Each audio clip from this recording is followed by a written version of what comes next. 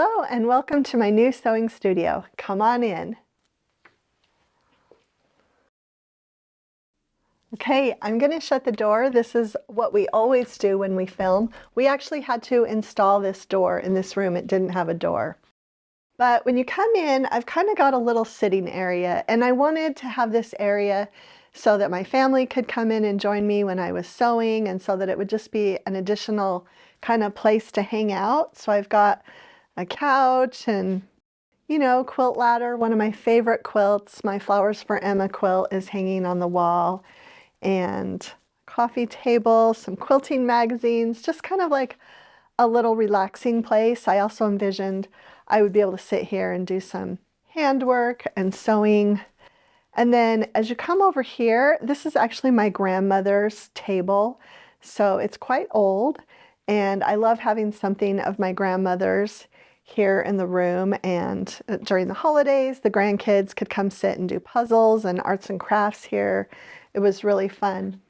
Back in this corner, I have my Janomi. I am sewing on a Bernina now, but I have had this Janomi for years and I really love it. I actually keep it set up all the time with a walking foot so that I can come over here and quilt small projects, usually soft and stable for bags. So I just kind of keep that set up, and what I actually do is I just flip this chair like this when I want to sew, and I can sew, and when I'm done, I just put the chair back at the table. So that has really worked out well for me. This cabinet is a new cabinet that I just got. It actually doesn't have very much in it now. You can see there's some empty baskets, and I'm actually going to have all my scrap storage in here eventually. I'll just pull this one out. This one actually does have some fabric in there, some scraps. This is a project that I still have left to do, but until I get it exactly how I want it, I'm not going to move anything into it. This bin has been really handy. I have all my old binding strips in here, and it's been great for when I want to maybe even just bind like a mug rug or something. I often just come in here and use something old. And also when the basket fills up, I often sew them together and make scrappy binding. So this is just kind of a work in progress. I didn't want to wait and do the tour until I finish this area, but this is still in progress, and we'll probably hang a quilt up there as well one of these days, and probably one on the wall as well. Okay, moving on to this cabinet. This is actually something that we got after we moved in here as well. I've always wanted to be able to store some quilts in a cabinet with glass, and I was really lucky to find this on clearance at R.C. Willey. It was the last one in all of Las Vegas, and I got a really good deal on it. And so I'm sorry for those of you who've been asking about it, but I believe they probably discontinued it, and maybe it's from a few years back. Okay, moving over this way. This is a cabinet that I actually had in my last sewing room, and knew immediately that it would make a great backdrop. It's also great because I have storage in here. So when I'm working at my cutting table, I can just turn around and open the drawers and get things that I need out of here. I have fabric storage in the bottom. And this I picked up just at a really small furniture store, and it's meant to be a dining room buffet, but really works great for fabric storage, and love having it. I also have had this for many, many years. A lot of people ask about it. I got this from Magnolia, and I believe it's meant for storing gardening tools, but it's great for all of my sewing tools and everything. I have a quilt on the wall behind here. I plan to change this out quarterly. And I do have kind of a nifty little thing. The guy that did our shutters mentioned that he could do a quilt rack for me, and I've got a remote control that will lower this so that I can change it out. And then after I change out the quilt, I use the remote control and raise it back up. This view should look a little bit familiar. This is where I generally stand when I film all of our YouTube videos. And actually, I just thought about something, this cabinet. I have actually seen something really similar at Costco lately. I was in the store even just a few weeks ago. So if you're looking for something like that, you might want to check out Costco for a similar type cabinet. It has the same shape and everything, the glass doors. So something to look at. My cutting table I've had, as I mentioned, for many years. It is not being manufactured anymore. I don't even think the maker is in business anymore.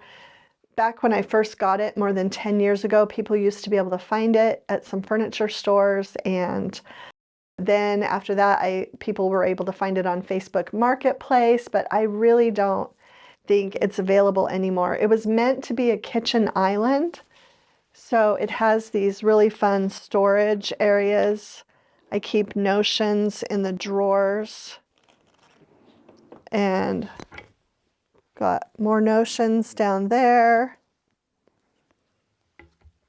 And then over on this side of the cabinet, there are actually 2 filing drawers where I keep patterns and papers.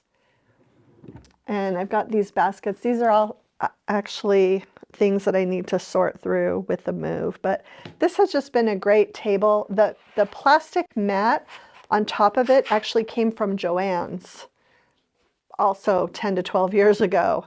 So I don't know if you can still find this mat, but I'll sometimes take it off when I just, you know, if I'm not cutting, but this has really been a good protector. And I always put an Olfa cutting mat on top of it because I don't really love how my rotary cutter works on this mat, but it's great to have it. And sometimes I do use it when I'm cutting things that are bigger than the Olfa mat.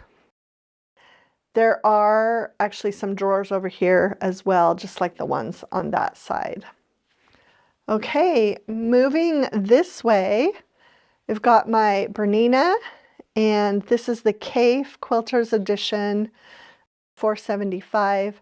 I really love this machine. The cabinet I also got from the Bernina store.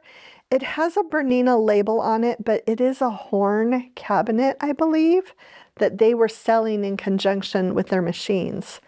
Now, this inset in the top, there was one that I ordered special to come with it, and it didn't really, I wasn't super happy with it, and so we had a carpenter actually make one. So he just kind of traced it and cut this out with the jigsaw, I'm guessing, and anyway, so this has been really well. Love this light. I can link it. It is very bright and has 4 different settings, but I love having it right where I need it. So this has been really, really helpful.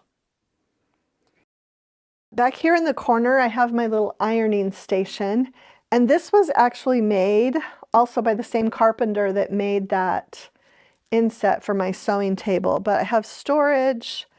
I have some drawers here, have all my extra thread in here. And this is where I keep my iron. Now, if I'm ironing something really small, I love having just a little handmade ironing board. I bought this at a quilt retreat many years ago, and I love it for when I'm just doing something small. When I am ironing something bigger, I will either take everything off of here, but what I most generally do is I bring in a big ironing board and set it right here. And that way I can go from my sewing machine and I can iron on my big ironing board. So, and that way something can hang over it if needed. I've started to hang minis on the wall. I plan to go up and hang more all the way up there. I just haven't gotten to it yet. I needed to bring a taller ladder in. But I do plan to have minis going all the way up there. It's been really fun to hang up these mini quilts. Quilt ladder right here. And then this will look familiar. This is the podcasting area of the room. And chairs we just got off of Amazon, these gray chairs. I should also mention this blue chair was just from Wayfair, and I'm not sure who the maker is. I've had people look for it and tell me they can't find it, but it just came from Wayfair, and it's been really comfortable and nice. The table that we always call the podcast table is actually an antique table that was my husband's grandmother's kitchen table for many years. So he remembers growing up with this table in her kitchen. And sometimes I will take if we're not podcasting, I've got another cutting station right here.